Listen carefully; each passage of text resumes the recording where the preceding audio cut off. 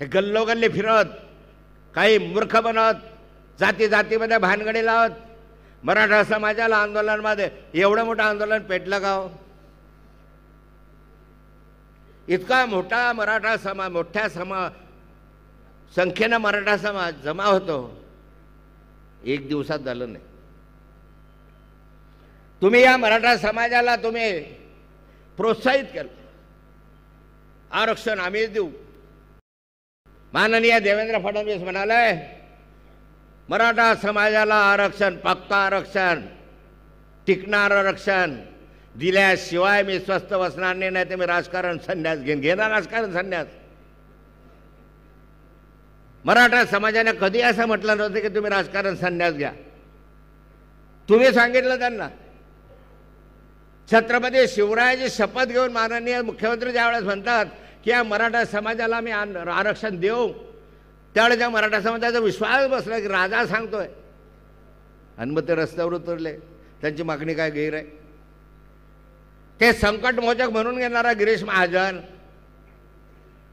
त्या ठिकाणी गेलेत आणि त्या ठिकाणी त्यांनी लिहून दिलं की तुम्हाला आरक्षण देऊ सगळ्या सोयऱ्यांसहित. त्यांनी नव्हतं मागितलं, ह्यांनी लिहून दिलंय. हे बोलले की आम्ही ओबीसी आपल्या मराठा समाजाला आरक्षण देऊ, टिकणारं आरक्षण देऊ, सगळ्या सोयऱ्यांसहित देऊ. तुम्ही सांगितलं ना, मग आता द्या. कसं द्यायचं ते तुम्ही ठरवा. अरे माझ्याकडं माननीय शरद पवार साहेबांची सभा होती जळगावला. राजेश भाई या टोपे वगैरे सभेवर जळगावला होता आम्ही. सकाळी आंदोलन चाललं, लाठीचार्ज केला.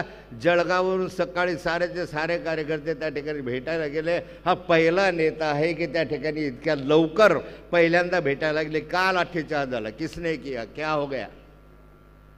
पण तुम्ही जाती जातीमध्ये भानगडी लावतात, समाजामध्ये दुरावा निर्माण करतात. महाराष्ट्र अशांत करायला लागलं. या अशांत निवडणूक आल्या तेव्हाच काय होतं? तेव्हा ज्यांना का सुचत आहे? गल्लोगल्ली फिरतात म्हणे की सरकार आपल्या दारी. अरे जनता झाली भिकारी, तुम्ही सरकारच्या दारी.